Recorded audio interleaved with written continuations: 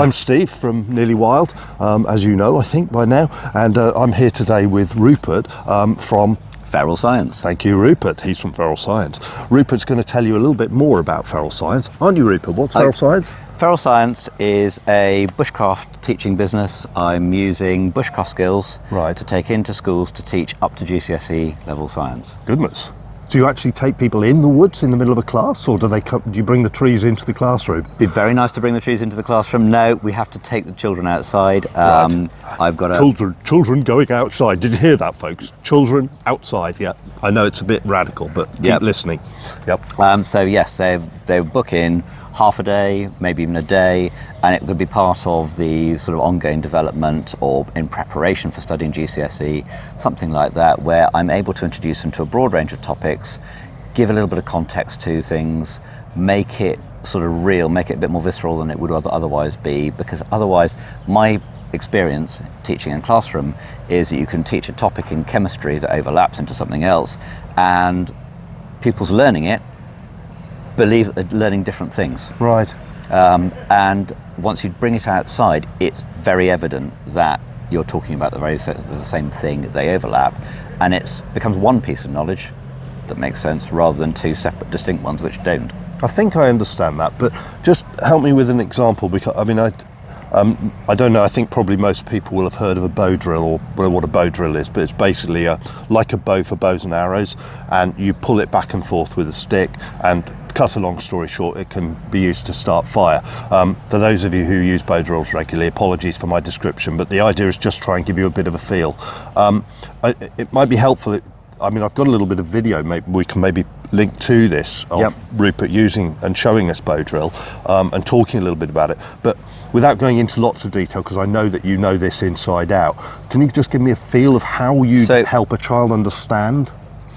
Working backwards from the beginning, when we're talking about bow drill, where we're sort of manipulating friction, which becomes a physics topic. Okay. So we're then looking at the movement of the drill that's spinning in the baseboard. Yep.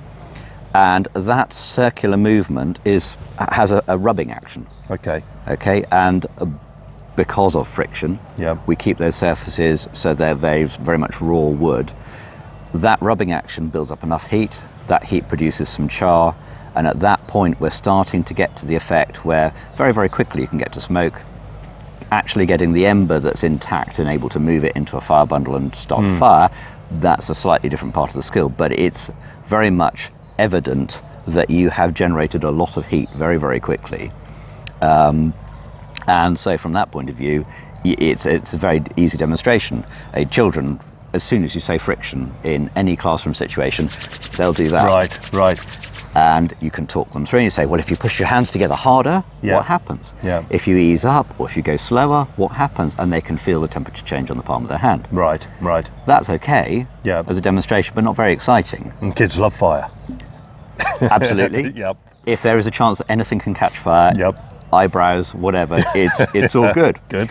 So if you then bring that on and you say, well, actually, what we're now manipulating is this pressure point where you've got the end of the drill bedding into the baseboard, and the baseboard is a lower density wood. We're using lime or poplar or something like that. The drill then is a higher density. Hang on, we're density now.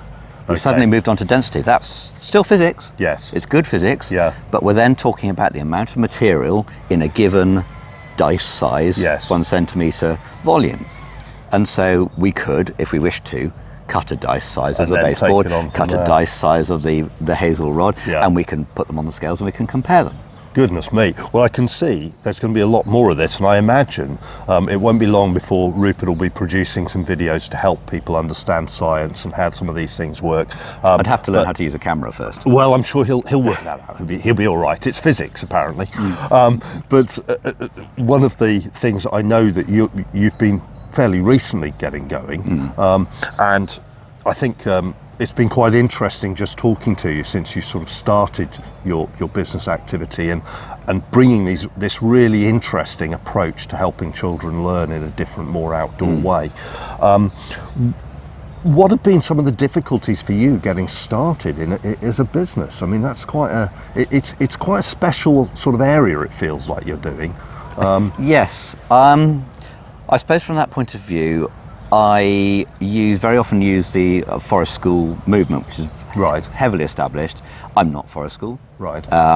But the approach is going to end up having a very similar effect Yes. in that they take children out of the classroom generally at a much younger age. Yep. And they're doing amazing things out in the woodlands and getting children outside, getting them to understand outside. But having taught in schools that have had forest school leaders Yes. and worked alongside them, I'm aware that the use of forest school as a pure idea runs out at probably, I would reckon, around year 5. I Right, think it's okay. Year 5 is which age? Year 5, we're going sort of 8, 9, 10, 8, 9, once 10. we're Yep. up to that point. Yep, yep. So at that point it starts, if you're very much following the pure model, to run out of energy. Now, good forest school practitioners have these elements of bushcraft that they're bringing in, and they extend that up, and that's quite successful. But there's been no provision for older children. Right. So taking it on up to GCSE, and that's, I sort of worked top down, going, there has to be a way of getting these concepts so that they're available. And the model, obviously by default, becomes that the forest school have used, because you can explain it in terms of forest school. That's really interesting. It's a bit like Yeah. forest school, but we've made it grown up. Yes, We've yes. taken the concepts up. We're doing very similar things. It's still outdoors. There's still Yeah. room for experimental learning. There's still room for, that almost that element of downtime that people have automatically when they're outside. It's different. It's exciting. There's something new going on. Yeah. But I'm certain that I'm still able to get the concepts across to them in a way that I would probably be able to do in the classroom. But they're going to be more engaged. Yes, absolutely. And with the engagement comes the memory, and it can be referred to. I'm assuming I'm going to be working fairly closely with teachers within that department afterwards, and they can then come and they say, well, outside you did this when you were doing bow drill, and we're actually learning about how friction works, as it were, from the book side of it. Absolutely. Obviously, because they have to meet the requirements of the test. Yeah. I completely understand that.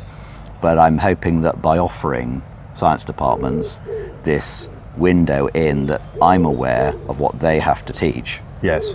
and I can meet those requirements at Yes. that point, then they don't have to have the same fear of taking a cohort out of lessons at what is a hugely high pressure time. Absolutely, absolutely. It's very interesting. So just thinking about that very simply from a business point of view, there's a couple of really important elements I think that Rupert's talking about that he's used in his business model. The one is that he's satisfying a known need, where a lot of children are not getting effective learning as they could be because of the way it's presented or put in front of them. And by taking that into a different way of working, but a known way of working, he's actually ended up building on an existing market. So that's quite important. He's also coming in with a parts of the product which are known. So you're not leaping from known to completely unknown. You're actually building sequentially from the known, which is actually making it easier effectively for in this case, the buyer, the people who are looking for these sorts of things. It's giving them something that they can tag onto, understand, and then they understand then when Rupert starts to talk more about some of the other things that he can do, because they're not going in completely to the unknown, and probably in that case, particularly into school situations, switching off, because they'd be in a situation of saying, well, that's too high risk, and they can't afford, as Rupert says, those risks with kids who are at that age going through a really important part of their life in learning terms and exams and so forth. So it's really interesting, Rupert, learning how you've been developing that. Some of that comes from the fact I've taught these things in the classroom. I was going to say, you've got a lot of experience, and I think it's really important that that is coming out as well. Yeah, it's science as the group of three, biology, physics, chemistry, is just such a huge bulk of a core subject, so it's still compulsory. Yes. So every pupil going through school age has to, if they're doing that, well, essentially they have to attempt it. Right.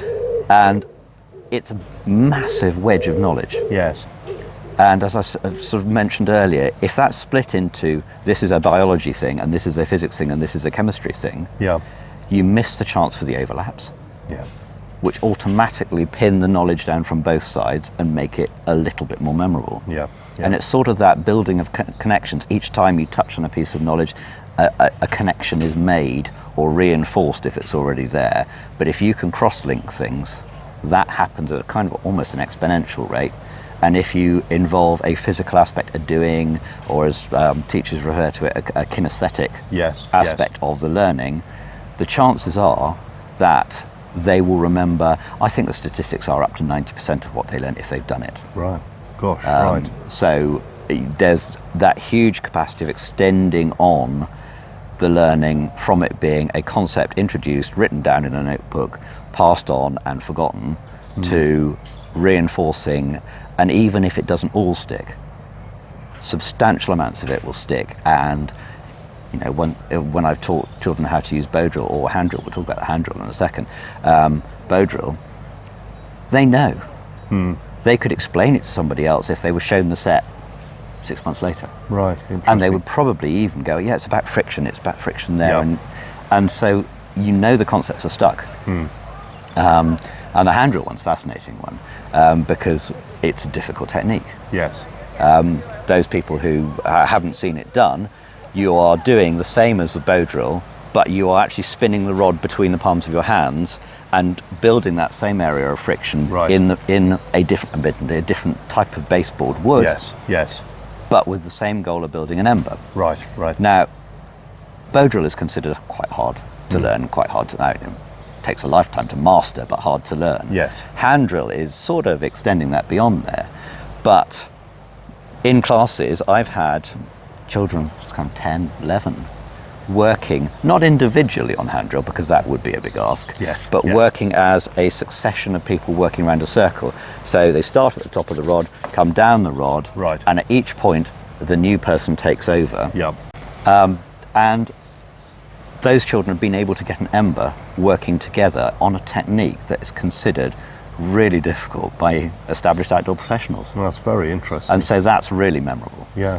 They're going home and they're boasting to their parents that they've done this. Yeah. And well, whether that does anything to the learning or not is questionable, but they definitely remember the event. Yeah.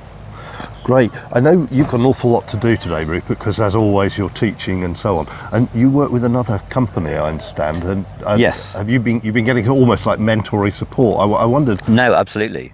Can you tell us a little bit more about who that is and how that works? Well, it was more to my pathway into bushcraft was through meeting Dave Watson of Woodland Survival Craft. Woodland Survival Craft, yeah. And I booked on my year group onto one of his sessions, feeling that this was a really good thing. I was given the job, as occasionally you are in schools, by my section leader, and I was asked to find something for the Year 5 year group to do. Right. And we knew that Dave was working locally, and I booked this up for the entire year cohort, and we went and spent the entire day in the woods, and it was the most spectacular success. Excellent. The kids were going back to school afterwards, and it was their version of the end of summer term. You know, that levers thing. Yep. We're not doing something directly useful, but it's got to be quite fun. Yes, absolutely. Yeah. Other groups had gone off to the cinema or gone bowling, and they were kind of, this is amazingly cool. Then they spoke to my year group. Yes. And they heard what we'd done, and it was kind of, oh, wow. Yeah. Why couldn't we do that? Right. So it got a real kind of, there's an interest out there. And it's an interest that's building just through the whole community, but through various very big names, TV shows and things. The idea of bushcraft is it's interesting to people. Yeah. Anyway, as a result of that, I persuaded the school that some very valuable CPD training could be put in place, and I did one of the 3-day practitioner courses. With Dave again? Right. And I was probably, frankly, a bit of a pain in the arse. I'm allowed to say that. I think you're probably allowed to say that. We'll just wash over it. I was probably a bit of a nuisance to Dave, because at each point he was trying to show me how these techniques were done. Yes. And I had to step back away from it due to the way my brain works and go, is that because? Right. And I spent a lot of time asking, is that because questions? And as the course went on, he started to warm to this idea and go, "Hey, there's something substantial here. Yes. There's something that needs more investigation. I know these techniques, and I'm teaching these techniques from a purely practical point of view." And I had come in as a complete newcomer to bushcraft, but with the scientific knowledge. And I was saying, but that's very easy because that's that principle. And if you explain, okay, so you change one aspect of it and it has an impact. That's experimental working. Absolutely. I completely understand that. And the more this went on, he said, there's something in here, we've got to do this. And at the end of the course, I gave him my feedback and invited me on his mentoring scheme. Excellent. So Dave through Woodland Survival Crafts runs a mentoring scheme where outdoor professionals who have done one of the practitioners courses can be encouraged through sort of the first 2 years of their establishment. Well, it's an excellent opportunity, Yeah, I mean, phenomenal. Yeah. And without it, I wouldn't be here. Without it, feral science would not have happened. That chain of events could not have happened. No, that's very interesting. I mean, for those of you who are starting out, I mean, there's a couple of things there that I think you're talking about, Rupert, that are really valuable. One is this finding of a natural synergy. So the embers of what is now becoming feral science start at that point where there's obviously an opportunity. And that's come from two different places, and it's then developed somewhat organically, but somewhat because of the knowledge and experience of the two people involved.